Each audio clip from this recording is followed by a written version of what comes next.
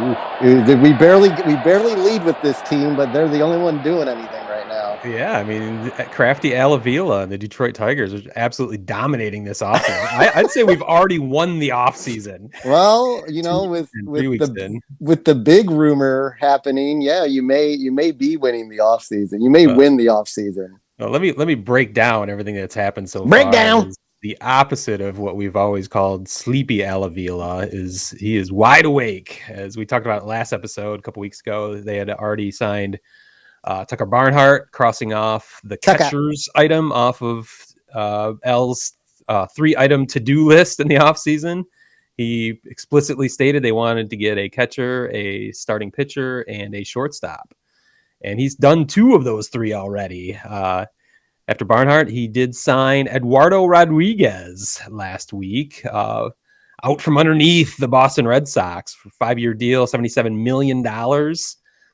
I kind of have mixed feelings about this. I don't think it's a bad signing by any means. $15 million a year for a young, potentially really good pitcher.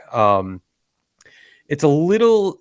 He's a kind of a confounding pitcher. I've had him on my fantasy team a couple times, and he has all the potential in the world. It seems like, and he just never quite puts it together. And you can point to a lot of things. I mean, it could be, maybe he just needs the change of scenery. Maybe, who knows? But he's got the mid-4 ERA for his career. Has massive strikeout numbers, and if you look at all the peripheral numbers, like the xFIP and FIP and Yeah. all those things below just the surface ERA and stuff, he should have much better numbers than what you see. Hopefully, what that means is that he can benefit from like I said, a change of scenery or the tutelage of Chris Fetter from the Uh, Tigers I, pitching coach. I think that'll be a big deal because I of think what it he's is. already done with a couple internal reclamation projects with you Yeah, guys. we've seen it in 1 year already, so I think the potential is great. I mean, I'm Um, gonna I'm gonna interrupt you for a yeah, go second ahead. because I'm gonna give you and the Tigers and El Avila some credit on this one. And the reason I like this signing is it's one of those rare signings in baseball where a player's getting paid for his potential, not what he's already done. Not, Yeah, yeah, I mean, that's where I'm ambivalent. I'm not sure that's a great idea, but uh, I like it. I think at 15 million a year for the that's amount of innings he's going to give you anyway, he falls right into the pocket of what you'd be paying someone who has less of an upside to him. that's why I don't mind it, because it is not a drunken sailor money. It I, was Al's quote that he was not going to be doing. I don't think 77 million over 5 years, 15 plus a year is yeah, not crazy. That is no, not a bad investment. no.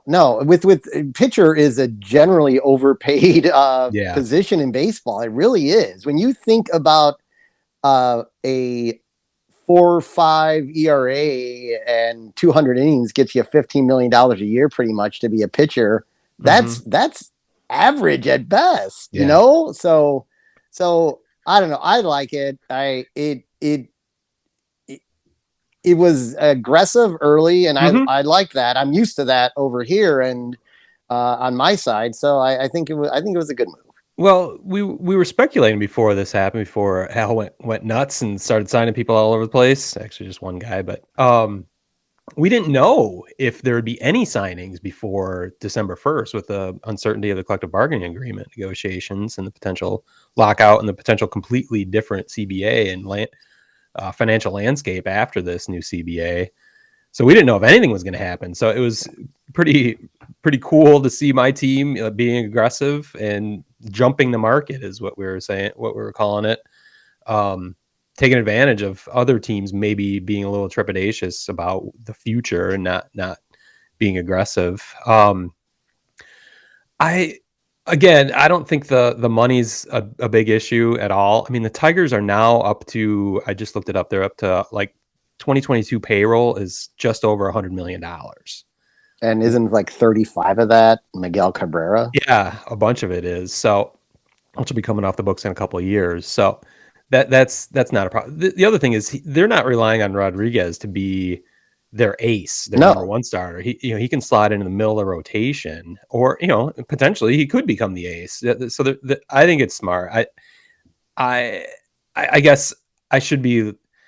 I guess the only issue is he's never put it together before, and I'm worried. The Red Sox are not idiots, I don't think, although they were in 2004, but that worked out well for them. Self-proclaimed. Yeah. So it makes me a little nervous that they gave up on a guy they've spent, he's been with the organization his entire life. So that makes me a little nervous, but maybe they think he just needs a change of scenery. So it'll be fun to speculate, fun to see how that works out, because I think it could be great. And I don't think it could be a disaster either, the way, Jordan Zimmerman or other deals, over $100 million for aging pitchers that have had multiple Tommy John surgeries, Right. don't typically work out. So this has potential to be much better. So